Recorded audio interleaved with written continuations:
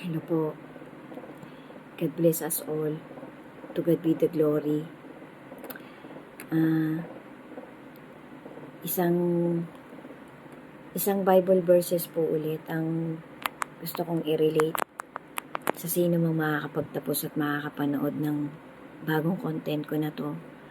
God bless us all po. To God be the glory. Maraming salamat po sa lahat ng makakapagtapos ng content ko na to.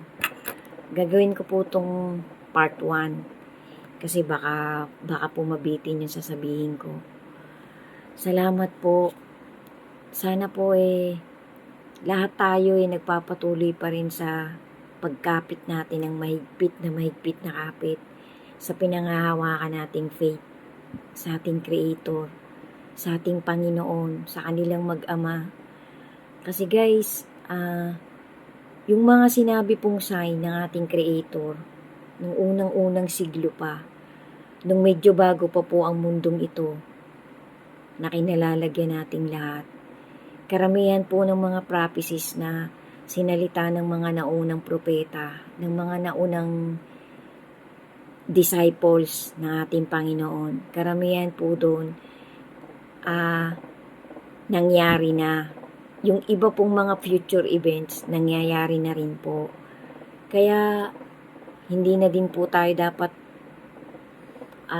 magtaka o magulat sa mga paparating pa. Kasi, lahat naman po talaga, alam ko, nagbubuklat na ng Holy Scripture way back years ago pa. Kaso po mas nagiging intense po ngayon ang mga pangyayari sa palipaligid, sa bawat bansa, sa bawat parte ng mundong ginagalawan nating lahat. Lagi po tayong maging alerto, lagi po tayong maging aware. Hindi na po siguro necessary pa na i-mention ko pa yung mga kung ano-anong nangyayari sa palipaligid natin. Kasi lahat po tayo vigilant na, lahat po tayo dilat na ang ating mga mata. Alam ko pong alerto na tayong lahat. Karamihan po sa atin ngayon, abalang-abala na rin po sa paglilikom, pag-iipon ng mga events globally. Kasi nga po, yung iba po sa atin, it's a real talk guys, yung iba po sa atin, unaware pa rin, hindi po maiiwasan. Kasi ako po para po sa akin, sarili kong POV, na yung iba naglilibang, yung iba hindi naman maiiwasan, natatakot. Yung iba, parang pinipilit nilang hindi sila maging aware. Ipinopokus nila yung kanilang atensyon, yung buhay nilang pang-araw-araw sa trabaho, sa negosyo, sa paniningil ng mga utang, yung iba sa pagkakalat ng kung ano-anong unnecessary stories na parang hindi mo kapupulutan ng ikadadagdag ng knowledge mo, ng ikadadagdag ng pagiging ng pagiging kung bakit ka nagiging isang tunay na tao. Kasi, kaya din po kasi tayo nandito, inilagay po tayo ng Panginoon dito sa mundong ito para po sa akin, ang pagkakaintindi ko po, para magkaroon ng connection ang bawat isa sa atin, mayaman ka man, mahirap ka man, may kapansanan ka man o wala. Ako po, isa po ako dun, kabilong po ako dun sa may mga disability. Kasi, 22 years ago po, I was amputated by my right leg because of cancer. A bone cancer illness na naagapan po. Kaya 22 years ago po, normal pa ako. Ngayon po, kabilong na po ako dun sa mga PWD kung tawagin. So, ang bawat isa pong nilikha ng Panginoon, kakonektado ng bawat isa. In the past, in the present, and in the future. So, ngayon po guys, real talk po ito, real talk, part 1 po ito. Meron po akong itatawid na isang Bible verses, isang kwento, na napakaganda po, napaka-inspiring po ng ibig sabihin. Napanood ko lang po ito sa isang documentary na ipinaliwanag niya po yung isang vision na yon sa Holy Scripture, which is totoo po.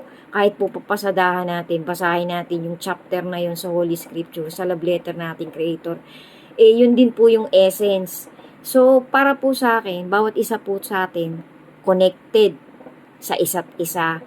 Kaya, magpakaaligaga pa po tayo, ipatuloy-tuloy po tayong maging aware sa bawat bukas ng ating buhay, sa bawat pagdilat ng ating mga mata. Kasi maging prepared na po tayo. Kung 20 years ago, 10 years ago, 5 years ago, prepared na ang bawat isa sa atin, dagdagan pa po natin ang preparedness natin. Kasi we can never really tell kung anong oras po talaga dadating ang ating Creator. Kasi sabi nga po, dadating siya sa oras na hindi natin siya iniisip, sa oras na hindi siya laman ng ating puso't isipan.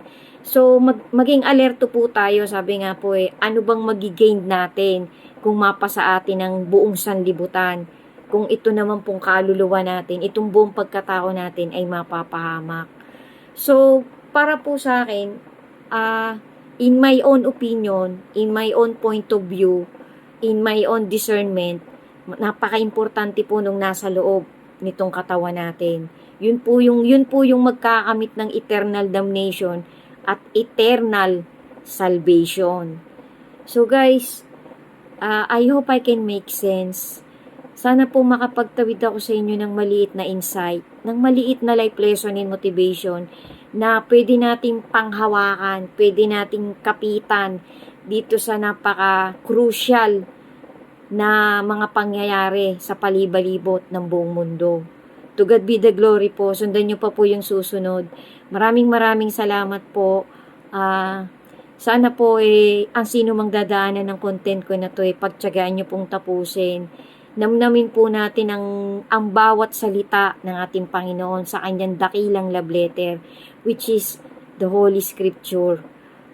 Yung pinakahuling part po niyan, yung pong part ni Isaias, yung pong part ni Daniel, yung pong part ni Lucas, yung pong part ni Mateo, at saka ni Lucas, ni Mateo, ni Mark, ni Daniel, ni Isaiah, yung Psalms, mga vital part po yan. Sana po pasadahan natin ng paulit-ulit ang bawat chapter na yan.